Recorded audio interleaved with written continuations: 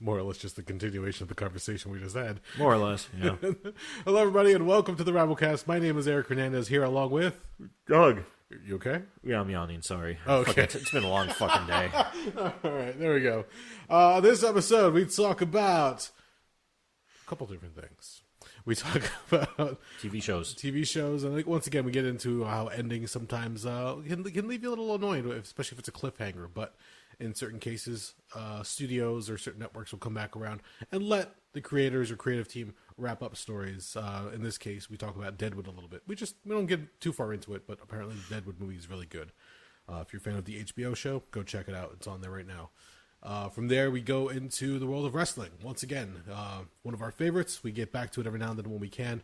We talk about the possibility of the return of the Attitude Era, more for ratings. WWE is trying to compete right now. Not necessarily with AEW, but they're just trying to find their audience again. And with recent ratings taking a plummet, they're just trying to do anything and everything that they can. And maybe the return of the Attitude Era might be on the docket. We're not sure. We have to wait and see. We're not saying for sure what's happening, but it's been rumored. And then from there, Doug regales us with a recent trip of down to AC for a deathmatch in a casino. GCW's Tournament of Survival, number 4. Yes. And we get into some of the moments that happened. Doug somehow becoming part of the show in a very fleeting moment. Yes, for a hot moment. But just the idea of deathmatch, if you have never seen one live and in person, it's a treat. Definitely check it out, whether it be GCW or other. It's definitely a wonder to see weapons and human bodies and... Lots of blood. Odd decisions being made. Or is the greatest clip in the history of wrestling from 2002 IWA Mid-South, the Tequila Death Match between Corporal Robinson and the Necro Butcher.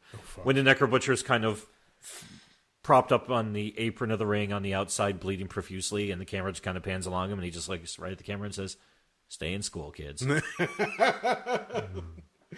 We are brought to you by InsidePulse.com. You can find the show over at our YouTube channel, youtube.com/Rabblecast. Pardon me. You can also check out the show over at Rabblecast.libsyn.com. Check out our Facebook fan page. Check out, us on Twitter at Rabblecast. Send us a tweet and email us, rabblecast@gmail.com. As always, if you have any stories or if you want to send an email, say hello. If you want to give us any feedback on the show, send us an email. Let us know what you think. It's always fun to read those. And that's about it, I think. Yeah, I think they were good. Yeah. Yeah. Good stuff. Yeah. Let's close it out. Yep. For you folks at home, in your car, at the gym, or on the walk, whatever you're doing now. In the woods. Enjoy the show.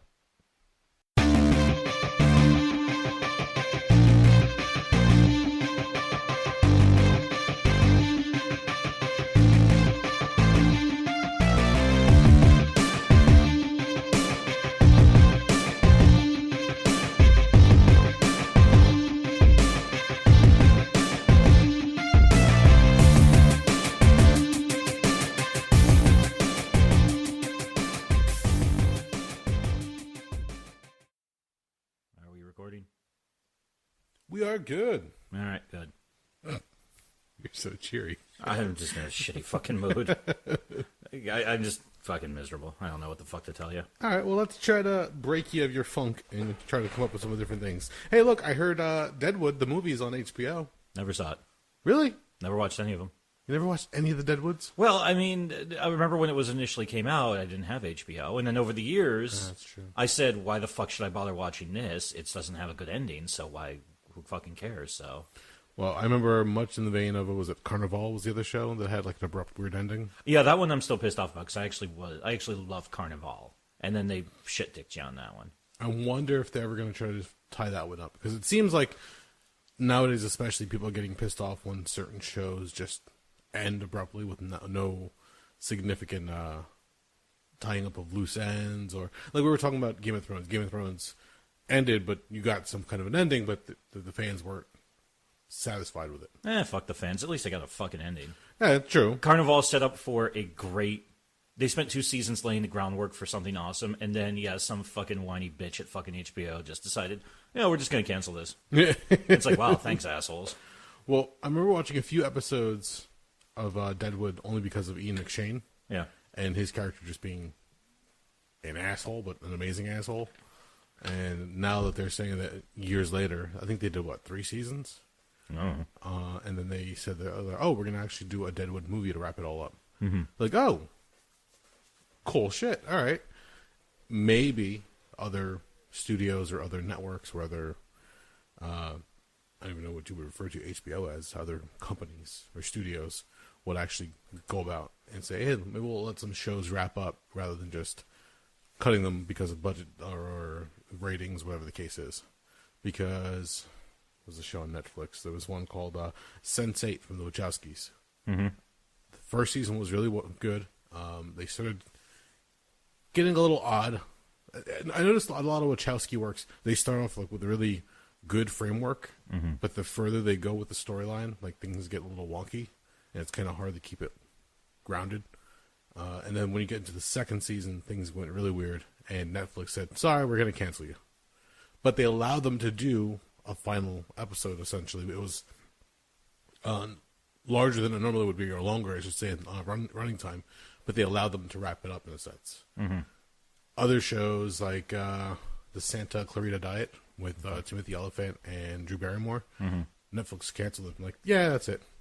But they left them on a cliffhanger, so you're never going to really get that resolution. Like, fuck. All right, well, maybe one day. Probably not. You never know. So, who knows?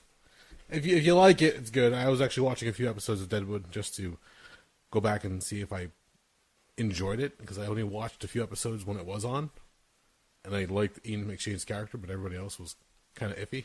But I realized how many actors are on the show. Timothy Olyphant again. Who was the gentleman who played Unser on Sons of Anarchy? Oh, I can picture him, but I can't remember his name. Yeah, I can never remember his name, but he's always around. He pops up in weird places. I know he was on that, and I think the guy who played Tig is also in there somewhere on Deadwood. He pops up here and there. So it's seeing, going back and watching that, you're like, oh, this is what they did back in the day. Dayton Kelly. Wow, good. Okay. It's good to see what they were working on before they hit big on Sons of Anarchy, that kind of thing. But I watched a few episodes. I'm like, we'll see if I have time to get back and watching this. The premise is really good.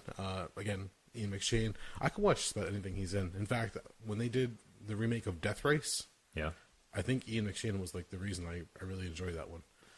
He's the reason I'll probably end up actually sitting down one day and watching American Gods. Yes. No, I couldn't remember the name for a second, so I had to look at the book on the shelf. His character in the show is an asshole, but an awesome asshole. Based on what I read in the book, I'm not terribly surprised by this. So. But he pulls it off so well. Yeah, he's just nonchalant about it when he's acting his way through it. Yeah. So that was a fun one. We were watching the first part of that season 1, I believe it was, and then we kind of trailed off. Again, there's so much shit out there to try to keep track of. I've given up. I just don't give a fuck anymore. I'll give, and also here's my entire point. And this was something that came up with the entire Game of Thrones thing. Sure. If something feels like a chore, I don't want to watch it. How so? I watch, honestly, all my friends were like, you got to watch Game of Thrones. You got to watch it. You got to watch it. So I watched, a couple episodes, and I was like, that's not bad. Nothing I go out of my way for. And then as I progressed into it further and further, it became more of a chore of keeping up with everything and trying to figure out what the fuck was happening, try to figure out who the fuck was who, because those names would not stick in my head at all. Okay. Unless they would literally have somebody on screen with a placard saying their fucking name. I was like, who the fuck is that guy again? Who the fuck are they talking about? And still everyone kept saying, no, you got to keep on watching. And it got to the point where it almost became work to watch the damn show. Gotcha. Okay. And at that point, I finally said, oh, God, I just don't give a fuck about this. And I have, my leisure time is becoming more and more precious to me as I have more and more garbage thrust upon me by this stupid fucking world. So I don't want to spend it watching something that I have to work at. Yeah. I'm sorry. Fuck you. I don't give a fuck how good it is. I'm just not interested. You're essentially explaining my feeling towards professional wrestling. Yeah. No, yeah, that falls in the same category too. Yeah, what was it? Well, Nitro back in the day used to be the 2 hours and it went to 3 hours. Monday Night Raw used to be 2 hours and it went to 3 hours. Yeah. So it's just like, how do you dedicate that much time to a show that you pretty much can formulaically figure out how it's going to go? Mm-hmm. Promo, matches, botch finish, whatever the case is. You go through and like, oh, you know the storyline. You're just really waiting for the pay-per-views, the big payoffs, even those nowadays on the network, so they don't feel to have as a big of a climatic feeling as they normally normally would. So now you're just like, I honestly have not, with the exception of Mania, I have not watched a pay-per-view since... Honestly, I think the last two pay-per-views I watched were WrestleMania 35 and WrestleMania 34. Wow, okay. And I can't say that completely. The NXTs, the takeovers, I was pretty good at keeping up with, but I'm so generally exhausted. I've actually barely even given a fuck about the NXT takeovers lately. Are those really pay-per-views, though? They just feel like Saturday Night main events.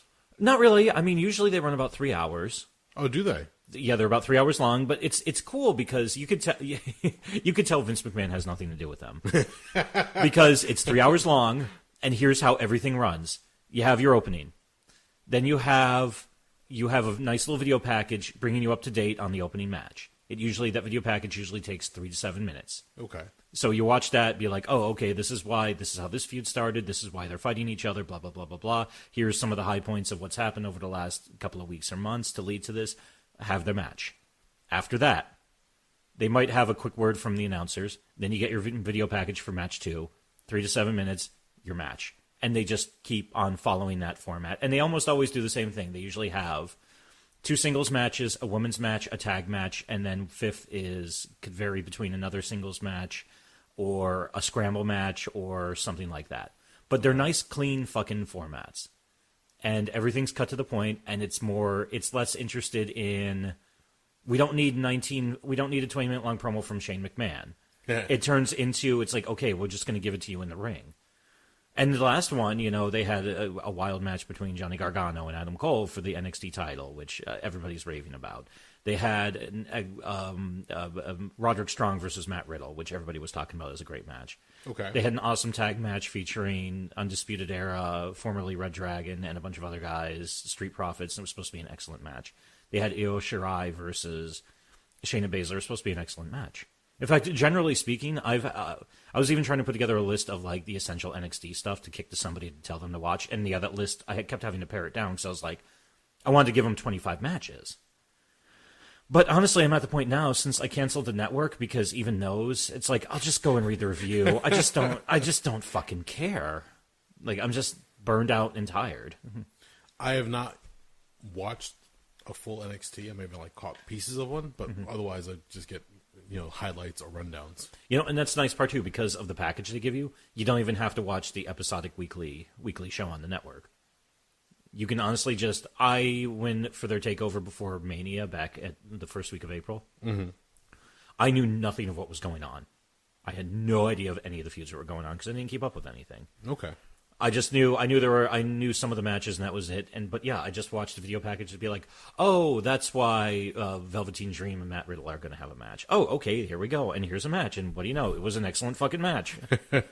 So, yeah, it's trying to keep up with everything because Monday Night Raw in of itself has run for so long. I can't remember how many years now it's run consecutively. Monday Night Wrestling, we'll just call it to when they started calling it Raw. Okay. It started in 1993. Okay. Wow. Okay, so it's really been running for quite some time now. Yeah, because I remember when they did the big switch up from the pre-taped. Well, it was still pre-taped, but they were going for that more exciting format as opposed to Gorilla Monsoon and Bobby Heenan shit-talking each other while they played, pre-recorded matches. Which I enjoyed, don't get me wrong, that's one of my memories of my childhood. Yeah, well, it's fun when they have the studio audience. They would do the segments there, and then they would cut to matches. Mm-hmm. Then, when they started using the Hammerstein Ballroom, I don't know what it's called nowadays, but they started doing shows from there specifically, and then it just grew and grew. So, but just trying to keep track with all that, because again, you're dedicating 2 hours a night, and now 3 hours, and just trying to sit through a lot of the BS. Because again, I think we've talked about this before, where you could fast forward through it if you're on your DVR or if you've taped it at some point. Who does that nowadays? And you can actually just like omit all the promos, omit all the interviews, all the when they do the flashback or the video package, if you just go to actual matches, you probably have maybe like an hour and change worth of actual wrestling. Thereabouts, yeah. Which is kind of odd, but... When I read the reviews now, they often talk about how long does it take from the opening of the show to their actual first match. Yeah. And it's gotten bad. Like, they're even saying it's like, if it's only 10 to 15 minutes, consider that a good night. Yeah. Because somebody's always got to open a show, and it's almost always somebody whose last name ends with McMahon or is fucking a McMahon. And, yeah, then if you're lucky, very often it'll be like 20 to 25 minutes of just people talking and just back and forth. And you find yourself wondering, is Vince Russo secretly in charge backstage? Like, did he put... Maybe. Does he have like an earpiece in Vince McMahon's ear that Vince McMahon forgot was there, and he just keeps on telling them, like, nobody wants to watch wrestling. People just want to hear talking. Because that seemed like all they want to do anymore. Well, there's a rumor going around now, and I don't know how true this is, being that now that they're a publicly traded company, but they might be bringing back the Attitude Era, or at least try to strive for that same type of drive or storytelling. I'll believe that when I see it. Same here. Because right now, also, if you do the math and you think about it, I think there's 47 million shares outstanding of WWE stock. Okay. If what I read is correct. Vince McMahon owns 48% of that. That means that 52% is spread out amongst everybody the fuck else in the world. So he's technically a minority shareholder. Yes. So actually, if you figure out a way to get your hands on that 52%, or at least 51%, that means you can actually control the company. If we've learned nothing from 80s movies that involve like Screwball Wall Street hijinks. You could theoretically get a controlling stake in the company, but at this point, who wants it? I'm surprised the cons haven't done it from AEW. They just buy out all the outstanding shares. Like, all right. Wow, with the amount of money you need for that. It seems like they have it. Well, I mean, last time I checked, WWE stock was trading at about $75 a share. Hold on, let's do the math. Here we go. And this is depending on if you can get everybody to sell you shares of stock. So let's do the quick math here. I believe it was 47 million. We'll just call it 47 million times 0.52. Okay. That's 24,440,000 shares of stock at $75 a clip. That's 1.833 to the ninth power. Fuck you, calculator. Why are you giving me scientific notation? So it's a 1833 with 6 zeros after it. So that's $1.8 billion if I'm doing that correctly. Okay. So there you go. It's a lot of money. Yeah. All right. Maybe the cons don't have quite that much. They could probably do it, but they probably have to liquidate everything they fucking have, including what team do they own? Manchester United? Manchester, I believe, is the football club, and then they also own the Jacksonville Jaguars. Okay. You know what? If they sold both of them, they might be able to pull something together. They'd probably be able to. I've never, in this day and age, you don't hear of a football franchise, even a shitty one, selling for anything less than $1 billion. I remember at my former company, when they were still a startup years and years and years ago, one of the guys who was one of the VCs, venture capitalists behind it, he was also part of a consortium. This is how filthy rich the guy was. He was part of a consortium that owned the Minnesota Vikings. Okay. So, yeah. And I think the Minnesota Vikings at that point in time were valued at like $1.5 billion. Yeah, oh yeah. So, yeah, I mean, right off the bat, it's like, okay, here's a guy who's probably worth $100 million, conservatively speaking. Which is wild to think about. I won't use his name, although I'm sorely tempted to. And the funniest part about the guy, he was actually quite pleasant. Really? Yeah, all the other VCs who I ever were around acted like complete cunts. But yeah, him, like the one time I met him, he looked me right in the eye. He said, hello, Doug, how are you? And I said, I'm doing well, sir. How are you? And he was like, I'm doing well. Please don't call me sir. And I was like, you got it. Insert name here that I won't mention. Okay. And that was rambling and went absolutely nowhere. Well, no, one of the things I want to mention for anybody who's not following along as far as wrestling is concerned, the reason why the Attitude Era was such a big thing back in the day is that's what got them a lot of their ratings. That was where they were edgy and raunchy in certain respects. That was the birthplace of D-Generation X. The gang wars between Los Boricuas, DOA, and I can't remember what other groups were involved at the time. Nation of Domination. No, Nation of Domination. Yeah, it was only 3 groups. Val Venus, his character, the porn star or wrestler, whatever the case was. So Kai chopping his cock off, or making it look like they were chopping his cock off. Me choppy your pee-pee. Not racist at all. They were able to get away with a lot of things during that time because they were pushing the envelope and just trying to see what they can get away with. Again, Vince Russo, but being filtered through the lens of Vince McMahon. Well, the other thing that also made the World Difference point at that, too, is because people knew that there was a war on between the two promotions. Yes. People would constantly tune in to see what's going to happen next, who's going to jump ship. Because I think you remember the episode... Or no, I don't know if I can't remember if you were watching wrestling at that point in time. What's that? There was one episode. This was in late '97. Was it late '97? Yeah, it was late '97. They were still taping Raw. Okay. And Rick Rude came out with D-Generation X. Yes. And that same night, Nitro, which was live, you saw Ravishing Rick Rude, or well, just Rick Rude at that point in time, walk out with the NWO. Yep. And all of a sudden, and then that was when Vince McMahon's like, fuck it, we got to start doing this live, because they're going to fucking eat us up otherwise. We got to do this live, and we have to do a 90-day compete clause, because fuck, we got screwed.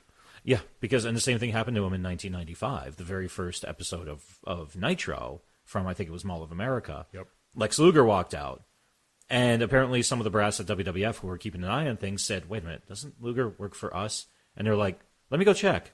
And they were like, oh, yeah, he never signed his contract, and he just didn't show up today. Oh, well, fuck. That was off of a handshake deal that they went. And oh, yeah, that's it. Yeah, at that point, that's where Vince realized handshake deals mean little to nothing, especially when it comes to wrestlers.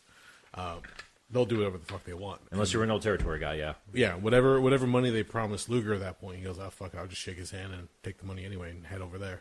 And also, at some point in time, they also had Medusa. Alundra Blaze. Yes. She did the same thing where she showed up. And this is actually before they started transporting the titles. The company started transporting the titles themselves. Because, yeah, she showed up on Nitro with the WWF Women's title. Which at that point was, let's be honest, Vince never gave a fuck about that belt. Yeah, no. But still, it was a slap in the face to him when she showed up, held up the title, and dropped it into a garbage can. And I was like, boo. Yeah. There you go. She might have taken it out of the garbage can, put it back on her shelf at home, but yeah, for the symbolism that was, it was a big deal. Well, on a quick side note, I don't know why this always makes me think of it. Did you ever hear the funny story about Ric Flair and the world title when he went to the WWF in 1991? Is this when he was entered into the Royal Rumble? Yeah. Which was a couple of months before that when he first showed up? Tell the story because I'm a little vague on it. So what happened was I think it was sometime in late 90, early 91, they hired a guy by the name of Jim Herd to run WCW. This was after Ted Turner had bought out Jim Crockett Promotions, which at that point had actually accumulated Mid-South Wrestling, I think Georgia Wrestling, and a couple other promotions, because at that point everybody knew the territory systems were on life support. Ted Turner bought Crockett Promotions. It became WCW because he was starting his pissing contest with Vince McMahon. But the problem was, then Ted Turner all of a sudden said, so how did we run a wrestling company now? Because it's neither fish nor fowl. It's not like anything else in the world. So they ended up going through a series of executives because they figured they could just take anybody who knows how to run a business and drop it in there, not realizing it's its own unique animal. Yeah. One of the guys they got was Jim Herd, who was apparently a real caustic fuck, and he used to run a chain of pizzerias out in the Midwest. I think he was from the Missouri area. So they brought him in there, and he was just everybody fucking hated him. Ric Flair hated him. Jim Cornette hated him. Jim Ross hated him. Nobody could stand the guy because he was constantly He didn't understand the logic of wrestling. He didn't understand how to put anything together. Okay. But he was always getting up in everyone else's shit, being bitchy about it. He was the guy who famously had the idea of Ric Flair, arguably one of the biggest stars in the history of the NWA. He wanted to cut Ric Flair's hair, put an earring in his ear, and have him go under the name Spartacus. Oh, Jesus. In 1991. I never heard that story. In 1991, Ric Flair, one of the, arguably at that point, probably one of the best probably the best in the world, or top 5 best in the world. Wow, okay. So what happened was his contract ran out, and also in this point in time, they also had a group of people who were booking the shows. It was Ric Flair, it was Jim Cornette, it was Kevin Sullivan, Mike Graham, son of Eddie Graham being the one who taught Dusty Rhodes how to book, so we're talking about what kind of firepower with that. I think Bill Dundee was there too. I'm not sure why, since he didn't really know what the fuck he was doing, according to the legend. Okay. But basically it got so bad Flair even quit the booking committee and said, if I'm supposed to be in charge of this and Herd's going to second guess everything, there's no point in me being here. But finally he went back to wrestling, tried to do the best he could with it. Even when they started bringing in killer ratings by having they would be doing stuff like Brian Pillman versus Flair, or another time they did Bobby Eaton versus Flair, and it was actually pulling in good ratings. Hurd was still bitchy about it. So when his contract ran out, Flair left, and he took the big gold belt with him. Okay. And the reason he could was back in those days, if the NWA said, you're going to be our champion, they would say, you have to give us $25,000 deposit on the belt. Okay. And what happened is, after your title reign was over, they would give you the $25,000 back plus interest. Okay. So what happened was, he took the belt and went to WWF, which is why famously on one of their shows, all of a sudden Bobby Heenan holds up the title and he said, there's a man coming here, blah, blah, blah. You know, he's very well known in other parts of this country, blah, blah, blah, and that man's name is Ric Flair. And, you know, the world lost its fucking mind. But initially they tried to press charge it, or they tried to, I think, go through a lawyer to get the belt back. And they found out it's like, well, we never gave him his deposit back, so he's got every right to hold on to the belt until we do. So it was another slap in the face to Jim Herd, who eventually did get fired and was thrown the fuck out of there. But yeah, okay. Jim Herd was generally considered to be, a lot of people think, Jim Herd was also the guy who came up with Dingalings and the Hunchbacks. What the fuck? Exactly. Jeez, you couldn't pin the Hunchbacks because he had Hunchbacks. He was trying to make it more cartoony, going in the same direction as Vince at the time, when the common sense was said, if Vince is going cartoony and for the kids, you make yours a little bit grittier and rougher with some blood. And they didn't want to do that. In fact, a lot of people theorize that ended up actually causing WCW to stall out so bad. They never really caught up to WWF, minus, you know, the boom period when they introduced the NWO for that 2 years or so.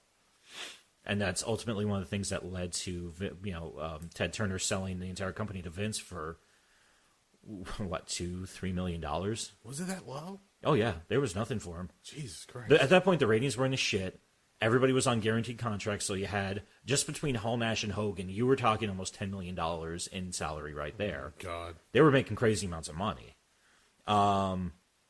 I think, actually, if I remember from the scuttlebutt, I'd love to see the paperwork for that one, for the valuations from the CPA firm, and also what the attorneys touched. But I'm willing to bet you probably the most valuable thing on WCW's balance sheet at that point was the intellectual property and the tape library. Because at that point, yeah, it wasn't just Crockett Promotions in the Carolinas. It was also Georgia Championship Wrestling. It was also Mid-South Wrestling, you know. Yeah, and why bother buying out the contracts when you can just take the IP and the library? Because that's all you really want. That's really what they wanted. And also, I think Vince liked the idea of him actually owning the WCW logo, even if he just locked it up in a vault and occasionally would go in there and laugh to himself about how he beat Ted Turner. But even the crazier thing was, and that one of the things that ultimately led to the fucking invasion failing, a lot of those contracts, weirdly enough, for Hogan, Hall, Nash, Goldberg, Sting, a lot of those guys, it wasn't with WCW, it was with Turner Broadcasting. That's true, yeah. So, yeah, a lot of those guys were just saying, why the fuck would I fucking go to work? I'll just sit on there's no wrestling company for me to work for, but they're still obligated to pay me. I'll sit on my couch and collect a fucking stupid huge paycheck. I'm pretty sure that Vince and Titan Towers, wherever the headquarters are nowadays, he has like different urinal cakes for the month. He goes, let's see, who am I pissing on today? WCW, ECW, and he just takes one out of the library, puts it in for the month. That's, I feel like WCW this month. Yeah. Just have at it. Yeah. But, going back to the idea of the Attitude Era, that stopped when, once again, it came down to ratings. They wanted to try to see what they could pull in if they cleaned it up a little bit. Not to mention the fact that Linda McMahon, at that point, was getting into politics. Yeah. So they tried to limit the amount of ammo any opponent would have against her when it came to that arena. So they figured if they clean it up, not only can they get more sponsors, get more of a larger demographic, and hopefully make it family and kid friendly in a sense. Enter Super Cena, and they can get away with a lot of different things. So they would limit the amount of dick jokes. They would limit the amount of sexual innuendos, which pretty much DX was crippled. And they would get a little bit more creative when it came to some of their jokes or some of their shticks. But that's what it became. It became that PG era. So what did they call it after the Attitude Era? I can't remember. Ruthless Aggression. Ruthless Aggression was one. That was a little bit of a change. It was still a little edgy in certain respects, but then after that, once again, it just got cleaned up. So I guess when we got into the real WWE era, it was no longer WWF. I'd even take it a step further. I think they really completely crossed that bridge about 2007. Around that time, yes. I'd say the final nail in the coffin for them trying to do anything edgy was the Benoit suicide. Yes. Because at that point they said, we're going to be under a microscope for a while. Let's we got to make this a little bit cleaner. And also, like you said, Linda McMahon was trying to get into Connecticut politics to the tune of $90 million. Yeah, not just once, but twice. Yeah. And eventually, they got what they were looking for, and it worked. But now, especially, the ratings for WWE have been dropping. Mm-hmm. And they don't know what to do. They don't know what to change up. Really, it just comes down to storylines and how they keep booking talent. Like, how many times are we going to get Roman Reigns shoved down our throats? Well, one of the interesting things that came up within the last week or so was with his departure from WWE and his appearance not only on the Independents but also in AEW. Jon Moxley did his big, I'm going to tell the story of why I left the WWE on Talk is Jericho last week. Okay. And he outlined, it's eerie, the similarities between him and when CM Punk did Art of Wrestling back in 2014. Yep. A lot of similarities, although you can definitely tell at one point Moxley was of the philosophy of, I'm not mad at the people, I'm mad at the process. Yeah. And he even talks about how he got such, every time he'd see a writer coming towards him with a script in hand, he'd start to get anxiety because they would be trying to have him do the dumbest things in the world, because they'd be like, oh, we have to make you wacky and weird and everything like that. And he'd read the scripts and say, this makes me look like a fucking idiot. Why am I doing this? And then the writers would say, well, if you want to take it out, you got to talk to Vince. Yeah. And then he'd go sit down with Vince, and Vince would just, do his, come on, it's great, but you're the crazy guy. You're the wacky guy. and Moxley would be able to sit there looking at Vince being like, this makes me look like a fucking idiot. I don't want to do this. And they would constantly have battles back and forth like that. Yeah. And Vince even said when Moxley finally broke the news to Vince that he was not re-signing and he was going someplace else and just letting his contract run out. Vince even said, he's like, well, goddamn, pal, why didn't you come tell me whether there was a problem? To which I'm sure Moxley, was like, facepalm. I told you every fucking time. And it's like, how many times have I been in your office telling you this makes me look stupid? I don't want to fucking do it, asshole. And that's the problem. That's where it becomes where, Vince has got so many different things going on. When does he actually really listen to anybody as far as talent is concerned? He hires these writers that come in and, 9 times out of 10, they don't have very little to no wrestling experience. No, a lot of them are TV writers. And they might have been fans at one point of the show, but they don't know how the storylines go. So they're trying to appease Vince and his creative process, because we all know that he loves his wacky, over-the-top, crazy characters. So they're trying to appease that at the same time, trying to... I guess the best analogy is what I've heard, and I know I've mentioned a few times, they treat talent like a toy chest. Mm-hmm. They'll dig their hands in and grab the newest toy that they like, play with it for a few months, and that toy's old, and they toss it back in the toy box. That's a good way of putting it. And and then they'll go back and find another one. They're like, oh, this one's new, and then start playing with it again. Mm-hmm. And that's the idea of when they do repackages or they come up with a new name, like Adam Rose. Adam Rose is a great example. Yeah, came out with the Rosebud Express. He had a little party group that came down with him. Fun little shtick. But then after months, carried on, the party aspect started melting away, and he started becoming a little bit more sullen. And he himself was not as great of a talent in the ring at that point, the way they were writing him creatively. So it just his rising star just dwindled real fast. Yeah, and you can apply that to just about any character that gets called up nowadays. Oh, I can. Here, let's run through it. I mean, if you look at the number of guys who were NXT champions or top of the card for NXT, oh god, when you call them up, odds are it's not going to end well. I mean, for every one of the guys who have really built something nice, like your Kevin Owens or your Seth Rollins, you have Bobby Roode, you have Finn Balor, you have Samoa Joe, you have Shinsuke Nakamura, where they don't seem to know what the fuck they're doing with them. Yeah. And half the time, I'm not even sure if they're on TV anymore. They're probably doing a match on Superstars or something like that. It's kind of fucking sad. Bobby Roode, especially, I thought he would have a better shot of being a big star. You and me both. And yeah. Good body, can go, decent on the mic. Yeah. Yeah, I mean, it's like, Vince, what the fuck more do you want? This is everything you want. This is everything you jack off over, you crazy old bastard. AJ Styles, in my opinion, should have been a much bigger star than he's currently being used as. But AJ Styles and Samoa Joe should have been main eventing WrestleMania 10 years ago. Yeah. or sub-main event, or somewhere near the top of the card. But the way they're used and the way their characters are written, it doesn't go that way. And it's funny that you say, because I didn't listen to the Dean Ambrose or Moxley interview, but to hear him have a very similar story as CM Punk, it's like they know what they want to do. They want to get in there. They want to entertain the crowds. They want to tell great stories, but they're hampered by the creative process. Yeah. Because it becomes the same story over and over again. Well, if you don't like it, take it up with the front office. Yeah, and then you have to go fight with Vince. Yeah. And Vince is notorious as well. He tells people, one of the reasons Austin and Rock got so big is they were able to do some ad-libbing. They would give them here's the points we want you to get over, put it in your own voice, and go out there and do it. Which sometimes it would shit the bed, but a lot of times it would fucking work fantastically. Yeah. I mean, that's really how you ended up with, Austin was the one who came up with Austin 316, says, I just whooped your ass. And actually, the funniest thing, the other big one, and that's the bottom line because Stone Cold said so, that was kind of like an afterthought they just kind of threw in there for shits and giggles, and it fucking took off like a rocket. Yep. But nowadays, if anybody goes off script, that's why I can understand the frustration a lot of them feel when there was that one famous interview where Austin was doing his podcast on the network, which kind of defeats the point of a podcast, but whatever. Yeah. And Vince was on there, and they kept going back and forth about, well, we're waiting for somebody to reach up and grab that brass ring. I don't understand why anybody's doing it. It's like, you're writing the words for them. You don't understand their voice, and what? Yeah. Yeah,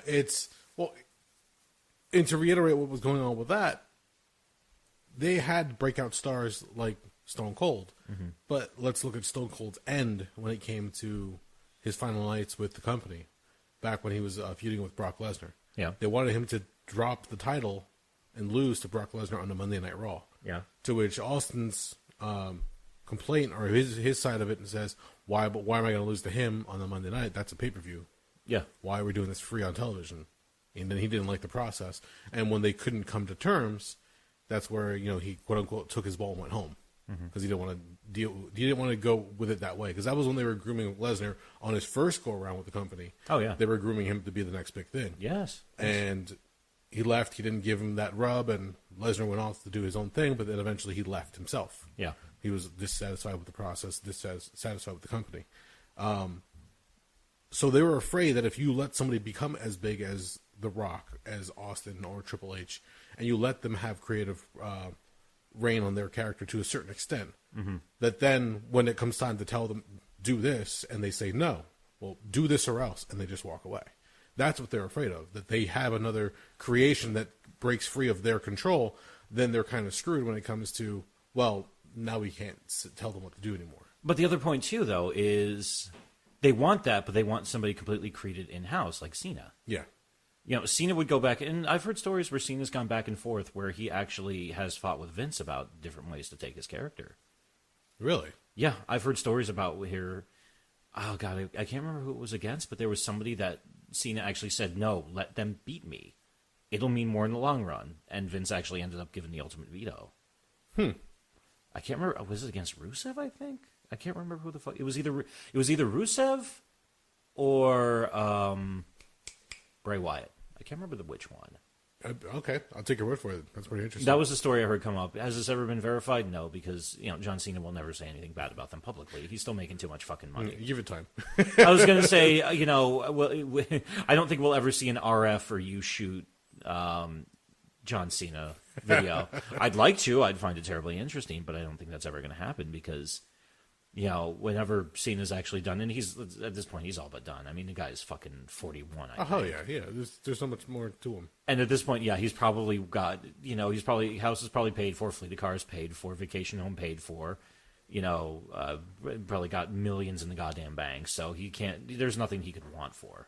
The whole thing with that comes down to is that Vince wants a homemade character, homegrown character that's going to carry the company for quite some time. They're saying that he was going to choose one last babyface before he retires. Roman Reigns was supposed to be that babyface, but people have caught on to his shtick as far as how he books somebody and how he creates those characters. They don't want to have that character shoved down their throats over and over again. No, let it grow on its own. Yeah. So there's nothing organic about that process, and people are like, no, we want somebody else. No, you can't have anybody else. We're going to give you this guy.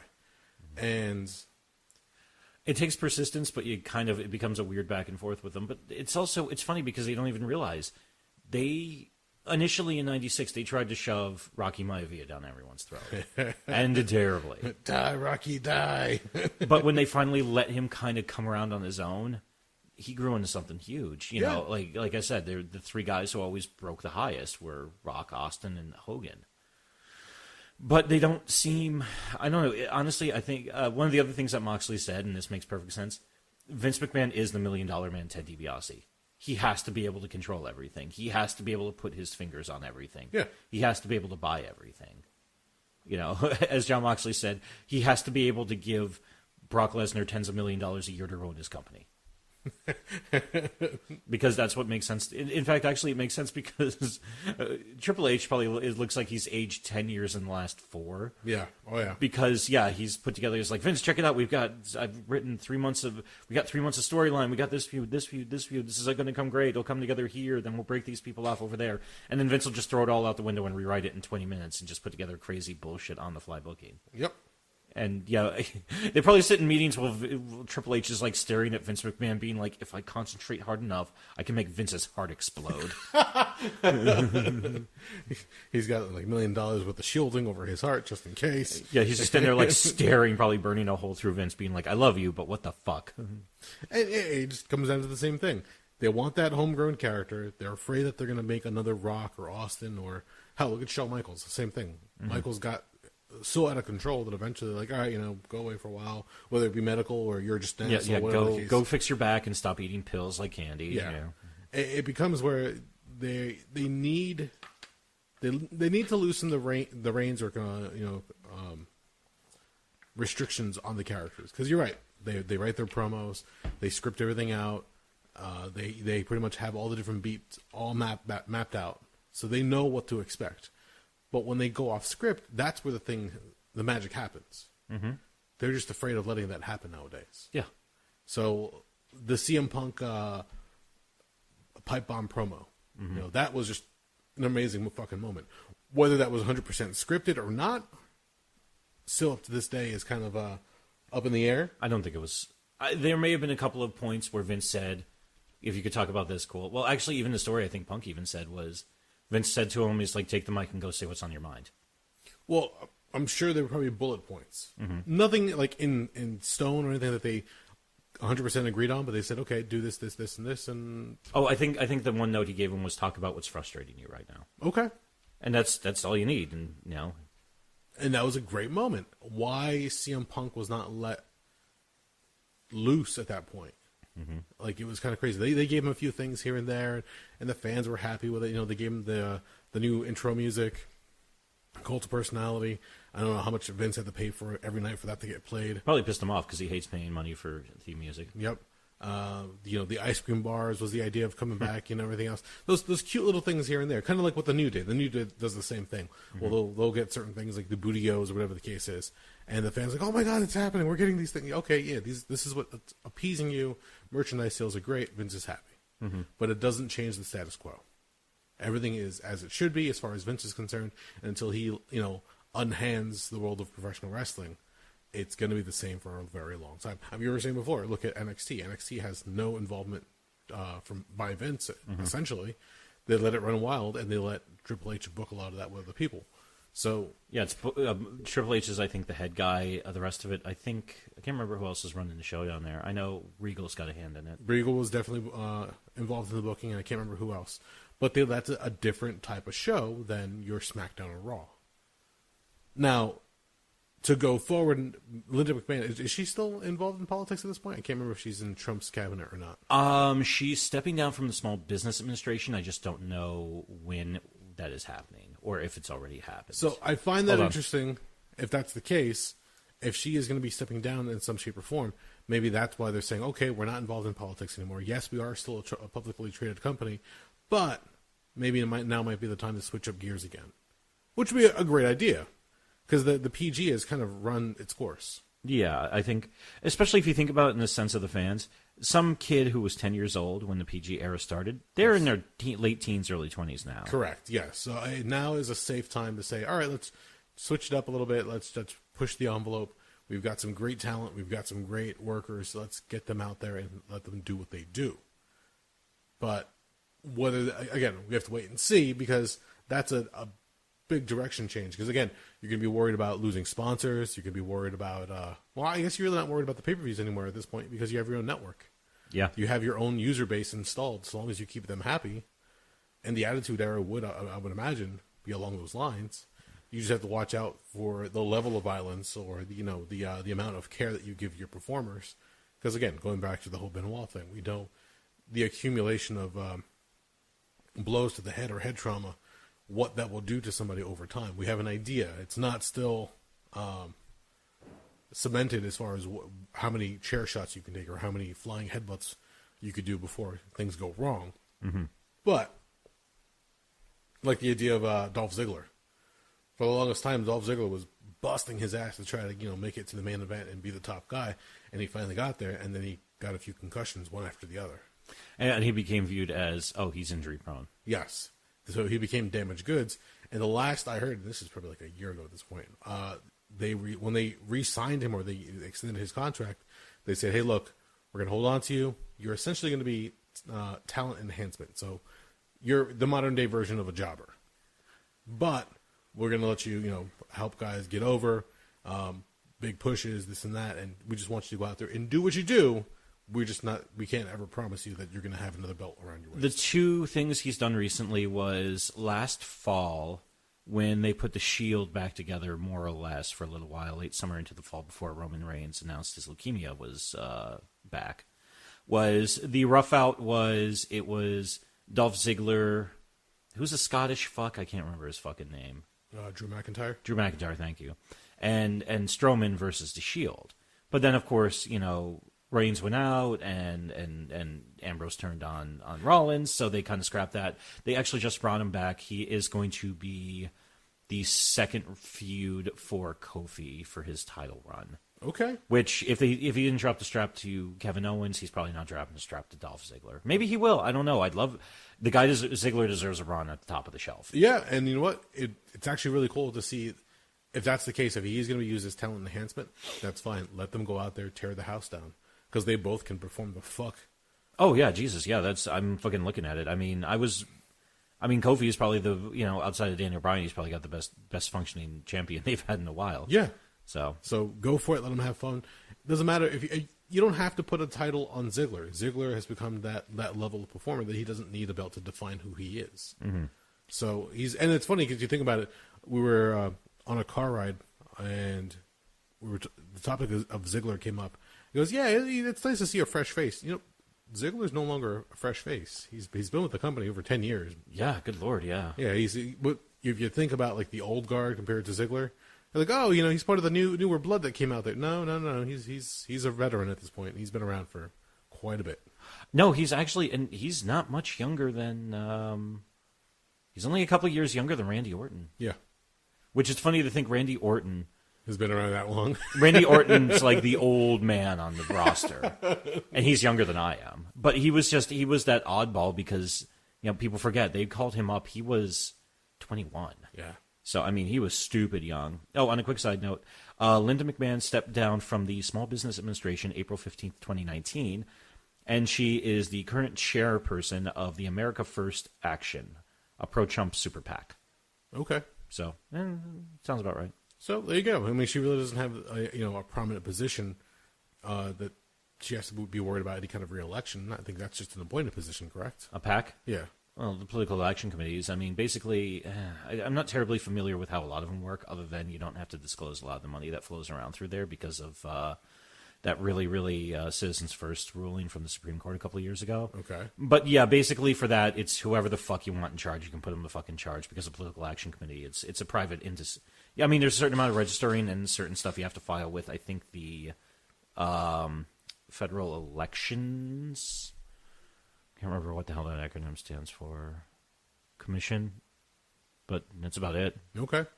Well, that was one of the things that held them back as far as the PG era. They didn't want to, again, give her any of her opponents that were going to be running against her any ammo for their, paid for by commercials. Mm-hmm. They wanted to make sure they could limit that as much as possible. I mean, that went back to, what was the one character? Abraham Washington. the one manager. I can't remember what tag team. Was it the Primetime Players?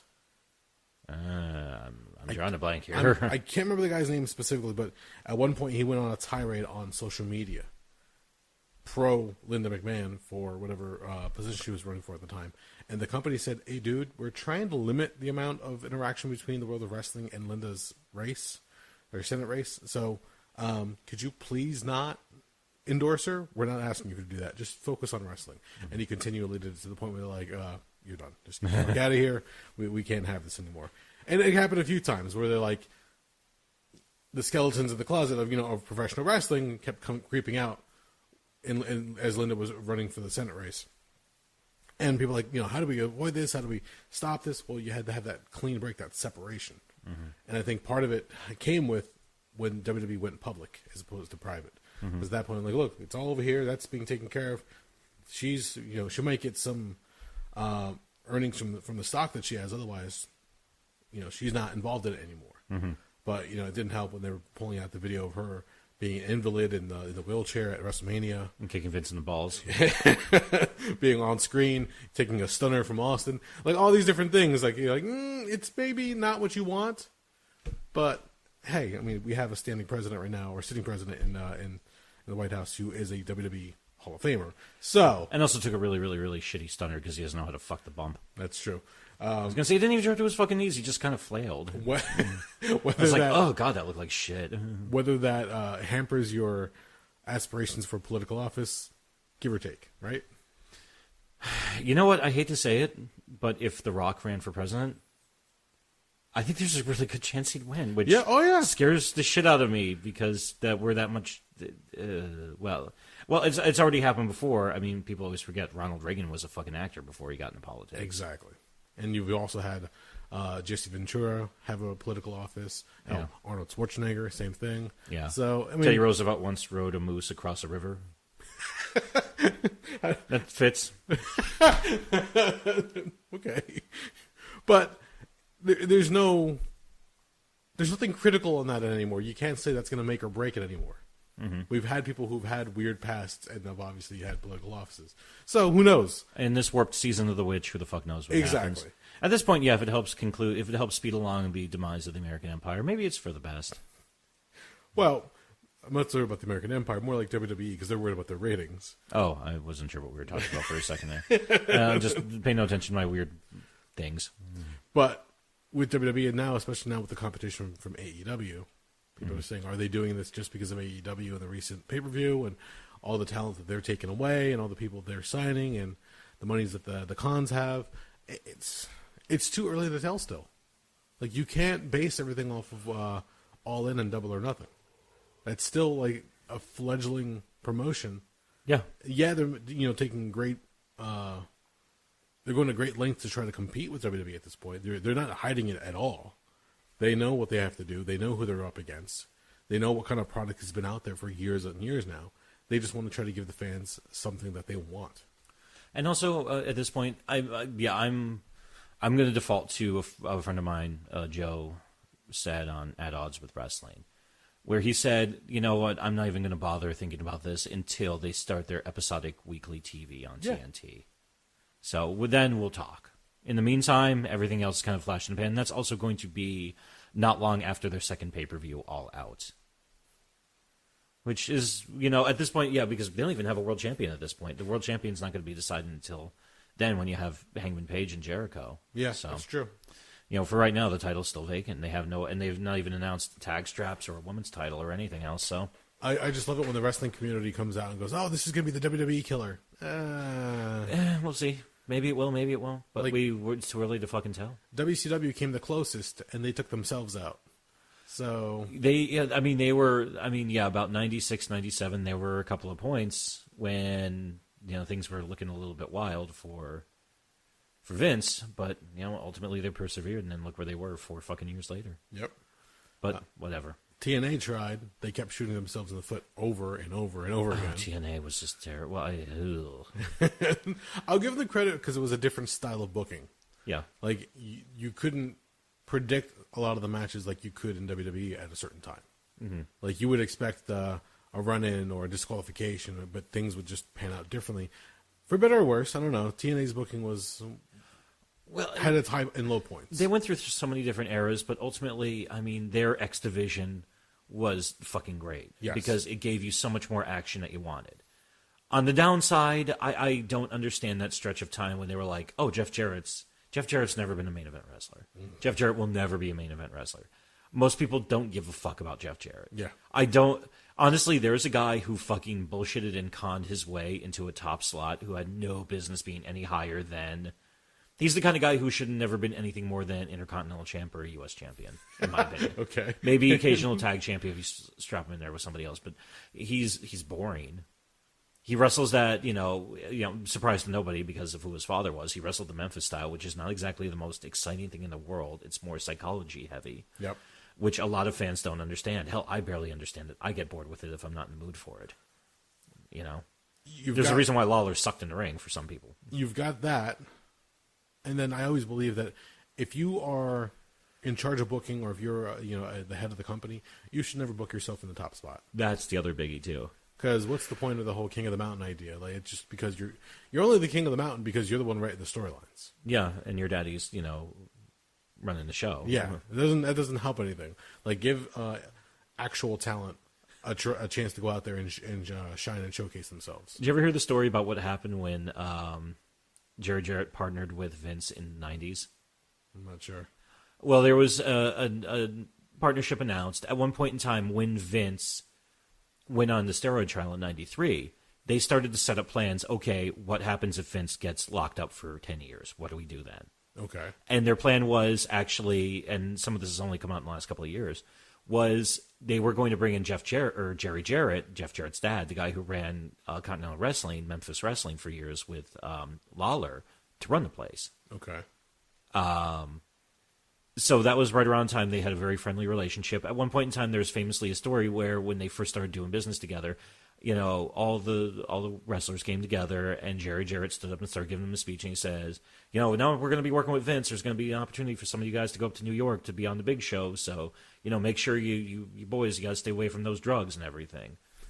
And famously, Dutch Mantel stands up and said, Jerry, with the way you pay us, we can't afford to be on food.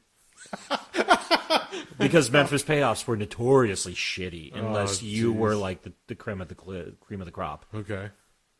Yeah, unless your last name was Jarrett or Lawler. Yeah, you were probably getting shitty payoffs. Oh, that sucks.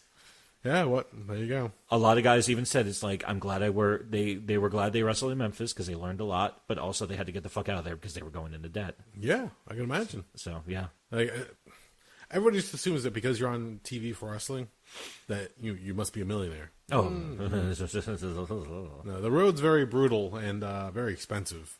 Yeah. And if you're not prepared for it and if you're not financially responsible, you could run yourself into a very deep, dark hole. Even worse, yeah. If you don't show up or you're hurt, you don't get paid. Yeah. There were no guarantees whatsoever. So it's always been the story. I mean, you could say that, wrestlers nowadays get paid better than they did back in the day. Yeah, probably. It depends on where you were. Yeah.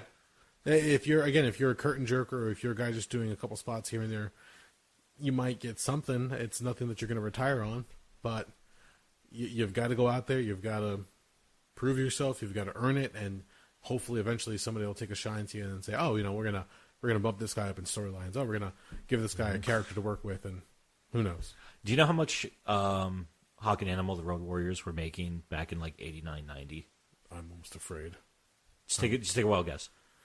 Are we talking about like weekly, yearly? Pick one. What do you think? How much do you think they were making a week? A week? I think they might be lucky to break 300 or 400. A week? Yeah.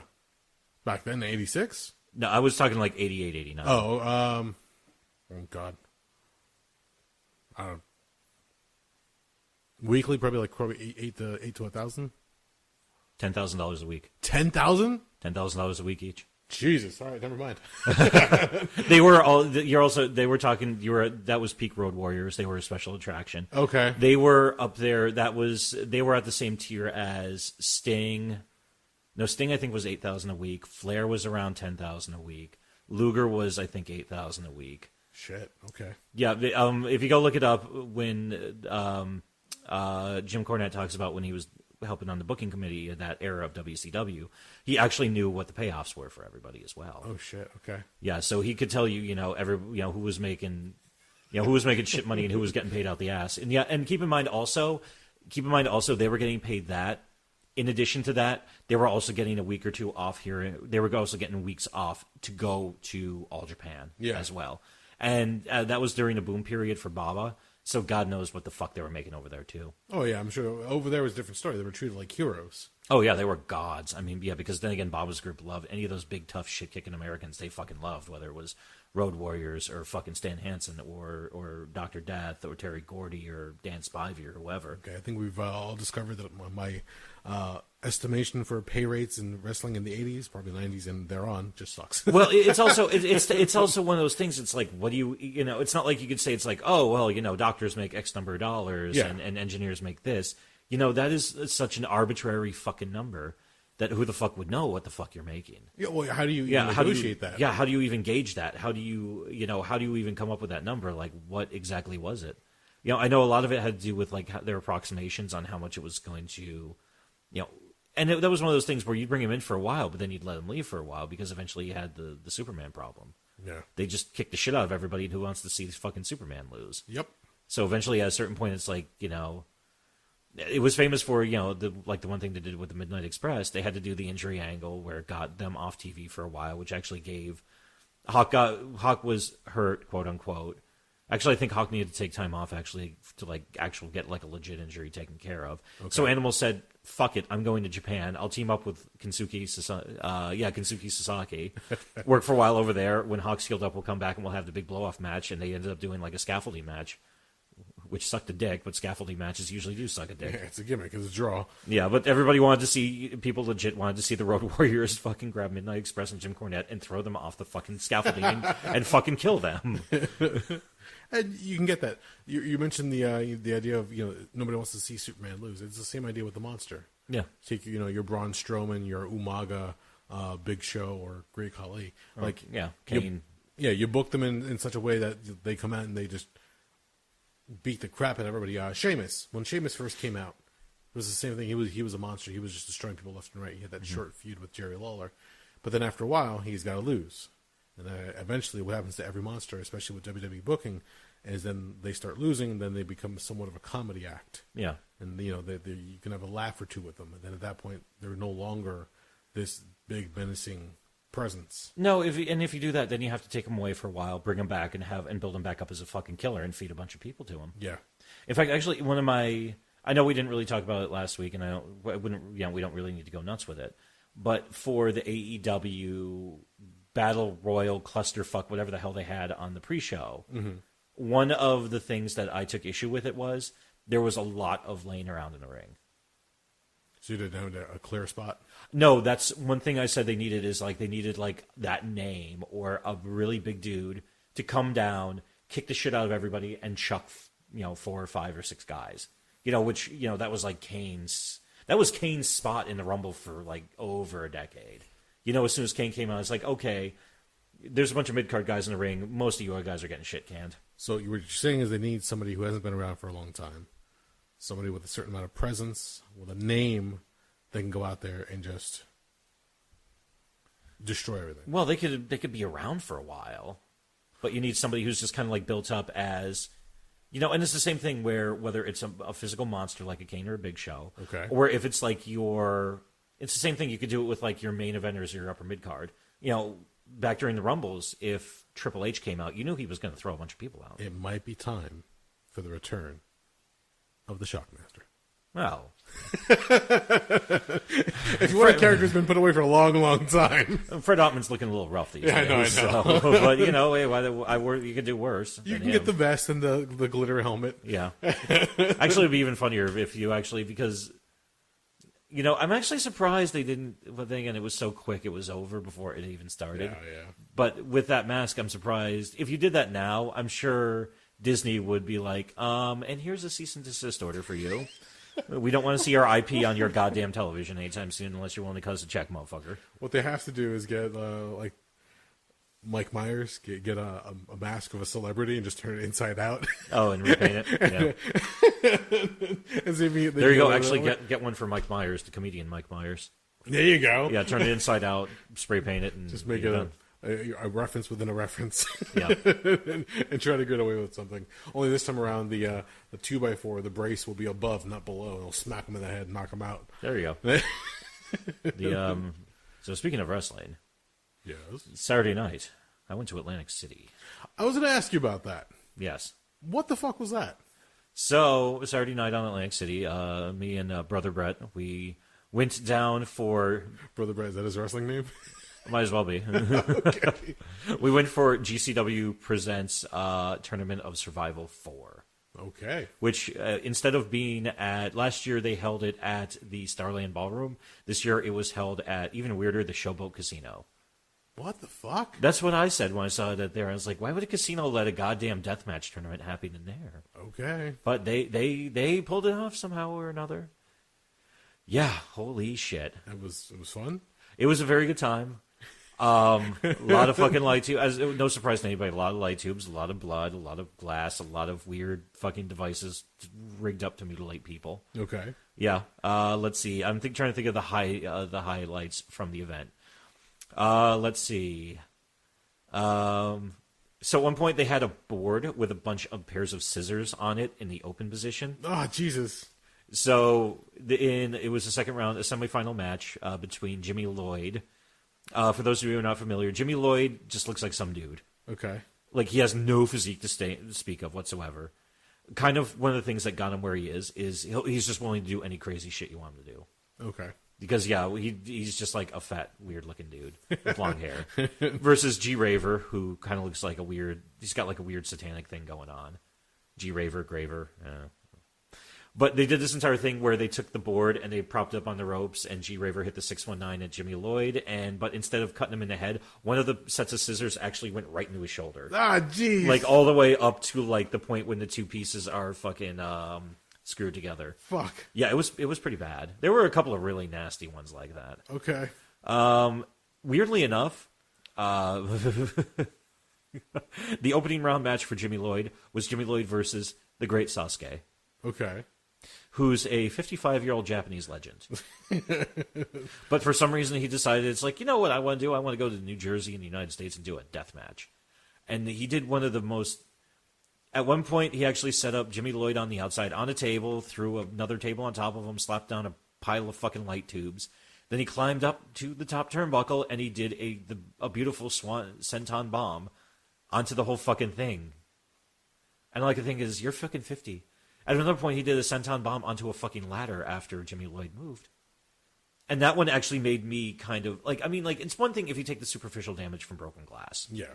Or barbed wire or whatever. Yeah, it's bad. You're probably going to need... Worst case scenario, you're going to need stitches and maybe a shot of some type of antibiotic. Sure. But when you start taking, like, silly-ass bumps onto awkward equipment like a ladder...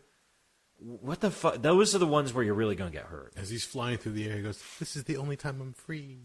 It very well might be. I don't know. Also, and here's your rogues gallery for over at the merch section. This is weird. I got to bring this up because this is insane.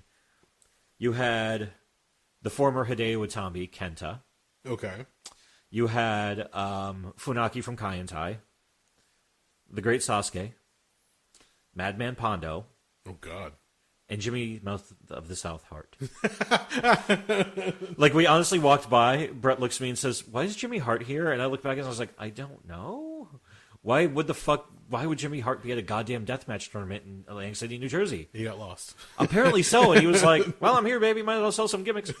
I can see that being the case. He had the megaphone. He had the suit. He had everything going on. It was very weird. The loud, obnoxious tie, yeah. the jacket. He had it all going on, and he was doing pictures and hanging out with everybody. It was very, very bizarre.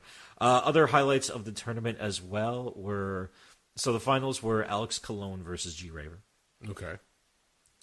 Oh, and I now have my new favorite. A very easy way. If you're a Japanese wrestler who comes to do a death match and you don't really speak a lot of English, all you have to do is talk about how much you like the promotion and yell "fuck" a lot. and then the fans will cheer for you crazy. Okay. Because at one point, the one dude who had one of the matches, I can't remember the Japanese dude's name, he was a deathmatcher. His back was just a fucking tapestry of scar tissue. Oh, jeez. So it's been like, you've been at this a while there, guy. he talked about, I like GCW. Sorry, I don't know much English. He was like, and they started chanting peace and fuck. And then the crowd started chanting peace and fuck because that sounds awesome. I don't know what it means, but I like it. Okay. And then after that, so we get to the finals. It's Alex Colon versus G-Raver, and they took down the ropes and they strung up some barbed wire. And this is where everything kind of goes off the rails a little bit. Oh, fuck. So they're going back and forth. I mean, we're minutes into the finals, and Alex Colon throws G-Raver into the middle strand. Now, the top strands, we watched them reinforce them. They doubled them up, and they were wrapping the wire around itself a bunch of times, so you could hit it pretty hard, and it wouldn't release. Mm-hmm. Not so much with the middle strand. Yeah. G-Raver hit it, it gave way, and then he fell, and he kind of landed, like, head first on the ground. Ugh. And he knocked himself fucking... Like, I found a video of it, and you could tell he's laying there with his eyes open, but nobody's home. Oh, Jesus. He concussed the shit out of himself. So, Alex Colon is standing there trying to figure out how to kill time. Everybody starts chanting for Nick Gage, who is kind of like he's like the mainstay of GCW. He didn't come out. But hanging out in the merch section, drinking beer, was everybody's favorite, Schlack.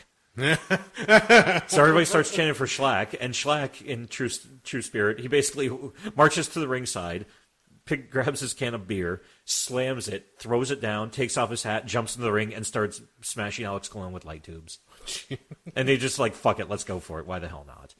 And then Jimmy Lloyd also runs out with his shoulder heavily taped up because, he had a giant gaping fucking hole in his shoulder. Well, yeah. And they just kind of ran through the stuff at the end, and your final finish was a Death Valley driver off the ring through a table covered in light tubes and other horse shit. My God. Yeah, it was exactly what you expected. At one point, I was taken aback because we were 4 rows back. And at one point, they were swinging the light tubes so fucking hard at each other, a piece actually broke off and hit me in the dick. What? Yeah. All of a sudden, I saw, glass flying at me, so, I didn't have any... I forgot to bring safety glasses, which... If you're in the first couple rows of one of these, you probably fucking should have some type of eye protection. You gotta bring safety glasses to one of these. You probably should. The people who sat ringside, they had safety glasses, and they also had, those dust masks. Okay. Because, argon mask, or argon gas is inert, the shit inside the light tubes, but... You probably just don't want large volumes of it. Yeah, no, you don't want the shit that's going to be flying in the air suddenly to be inhaled. Yeah. So I can understand. Okay. So many particulates. So, but I didn't think I was that far back. I was like, I should be fine. But yeah, one of them, they swung it so fucking hard, and I turned away. And the end that's got the hardware set into the glass. Yeah. Yeah, all of a sudden I felt that hit me in the balls. And I was like, what the fuck? At that point, Doug runs over to the ring, pounds a beer, hops in. Oh, no. Although, actually, if I ever was going to do anything, I'd do a deathmatch. Yeah? Yeah, why not? Just go out there. I figure you One pop... and done. I figure you have a couple of cocktails and some pain pills before the match. You're not going to be that bad Dude, off. if you want me to stab you with a pair of scissors, just tell me. I'll eliminate that moment for you. No, but it has to be it's got to be convoluted and weird. You got to pick me up, and we got to set up a weird pyramid of light tubes, and then you got to throw me into them weird, and it can't be simple. It's got to be a clusterfuck. I tell you what, then you and I will go to the local movie theater. We'll just bring everything in. Don't tell anybody. You already have an audience there because they're gathered for some movie, and we'll just have an impromptu match in the lobby. There we go.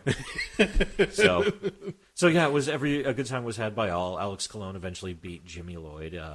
Because he was the other guy who subbed in after, and they took out Schlack. But yeah, people were just getting hurt left and right. Fun times were had by all. Afterwards, because they kept just sweeping everything and pushing it under the ring for all the broken glass from the light tubes. Oh, fuck. Yeah, afterwards, I just took a walk around and started taking pictures of it. It looks like it's just mounds of fucking just broken glass all over the fucking place, man. It was also funny because there was a lot of stuff they didn't use. They had one of those big barbed wire spiderweb dealies set up. Never broke that out. They had another thing that was this weird clusterfuck of light tubes, sheets of glass with wood built into it that they never used either. I'm assuming they were going to use it at one point, but they just never fucking got around to it. Sometimes they'll actually construct certain things and then never actually use them. Yeah, because I've seen... There's video out there of people staff for events, constructing the bullshit that or waiting for fans to bring them over stuff, and they're basically just gimmicking it up or fucking putting stuff together for the guys to use. Yeah, because at that point they just want to give you the illusion of certain things. You're like, oh, what are they gonna do with that? Well, if they use it, we'll see. Yeah. So, but I mean, all in all, and call me a savage, but I couldn't watch them all the times, but I do enjoy a good goddamn deathmatch from time to time. They're fun. Yeah. They are off the beaten path. Yeah. And it's exciting to see what they can pull off. Like sometimes it's the anticipation before a big moment. Yeah. Like when they're about to jump off the top rope into a pile of something, or the light tube is about to get broken over some guy's head, or it's those split seconds right before the weapon gets swung or the person falls off. You're like, oh fuck, what's gonna happen? Ah! And you just see everything just go to shit. And you're like, okay, I don't know how much longer they got. Oh, they're going to go another 20 minutes? Yeah. Okay. So I hope they had medical staff on hand. I'm sure they had first aid kits like crazy. There were EMTs on premises in case everything went completely off the rails. Because, I mean, at the end of the day, it's a death match. I mean, it's a certain amount of controlled chaos. A lot of those guys know what the fuck they're doing. Yes. But also, not everything is always going to go according to plan. It is what it is. I mean, there's certain points I draw the line at, and I've seen a couple of these over the years where they bust out the weed whackers. Yeah. Okay. But that's just too fucking gnarly. Like watching Zandig take a weed whacker to the back and then, having somebody else come up with a box of salt and dump it on the fucking wounds. Fuck.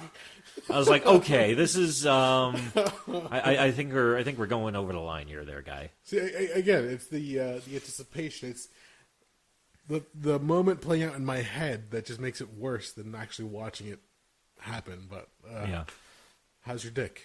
Did it survive the match? Yeah, I'm okay. It wasn't bad. It didn't even. I mean, I was wearing pants, obviously. No, Doug, you were standing there naked with just safety glasses on, but no mask. Yeah, I was like, I'm okay, guys. But yeah, it was just more like you heard the ricochet sound as it hit your dick. It hit my. I actually looked at my friend Brett and I just said, "A piece of that light tube hit me in the dick," and he's like, "What? A piece of light tube hit me in the dick?" I was more kind of like incredulous that a chunk that big made it through, because I mean, like it was a full house. Yeah, it was pretty.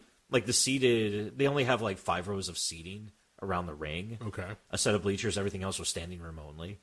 Yeah, and yeah, I was just like, I wonder how that, like, I want to know what the trajectory was that got it through like 3 rows of people so it could.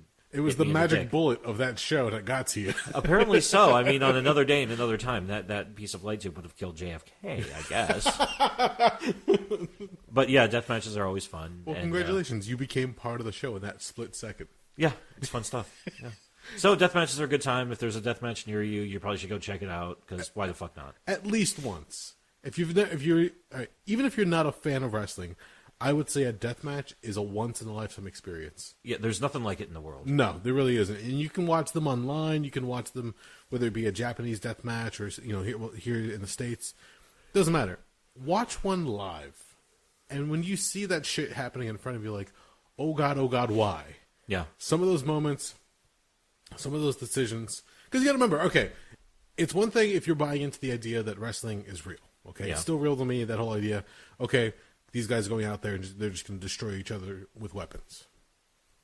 On the flip side of things, if you know that wrestling is predetermined and you know that this is all, to a certain extent, worked out in the back, these two individuals, at least, are agreeing to inflict damage upon one another with certain weapons. Mm-hmm. And they're willing to accept that damage and carry on in the match. Mm-hmm. Like, okay, stab me with a pair of scissors, or at least drop me on a board full of scissors. Yeah. After that, we'll do something else. After that, yeah, throw me into that board with aluminum cans cut in half, with glued to the board so the sharp edge is up, or throw my lifeless body inside the tank full of scorpions. Yeah, I was going to say, it's like, oh, okay, there's a plate of glass propped up in the corner. Chuck me into it as hard as you can. Don't forget that bag of thumbtacks under the ring. Like, weird shit like that. Or, yeah, it was somebody else, because they were in Atlantic City. Somebody had a boogie board with a bunch of light tubes taped to it. Don't forget to hit the bald guy in the dick. Those things like that. Yeah. Apparently so. But it's fun because, yeah, it's just at a certain point, you just kind of, you drink beer, you act like a fucking son of a bitch piece of shit, and you just watch fucking savages who are probably fucked up on pills and alcohol bleed. Yeah. Yeah, it was fun. Okay. Good times. You enjoyed it? Yeah, I mean, death matches are fun. I mean, what's not to love? It's a death match. It's also, if you want to see the weirdest cross section of humanity you've ever seen in your life, you go to a death match. It's just a weird collection of people. Or go to a death match in Atlantic City. Actually, my personal favorite, because there were so many. I'm wondering for all the nice folk who went down to gamble, or brought their families down to walk on the boardwalk, and like, oh, look at the ocean, and oh, we'll go out on the pier and ride some rides. They're probably wondering why there were so many people wearing black T-shirts that said "Murder, Death, Kill" on the back. It's just like, is this a gang? Like, what the fuck is happening? No, here? they're fans of Demolition Man. Yeah. Which I think that's where Nick Gage got that for his T-shirt. I wouldn't doubt it. Yeah, but all right, yeah. Cool. So death matching. I think we run our course today. I think we've said everything that needs to be said. Okay, so what did we go over? Weird endings once again, as far as like the Deadwood movie coming out, and then we got into the Attitude Era possibly coming back, the weird ass process of professional wrestling, and a death match itself. Yeah, cool. You good with it? As good as I'm going to be. All right. Well, if you made it this far, as always, thank you for listening. We are the Rabblecast. Watch your dick.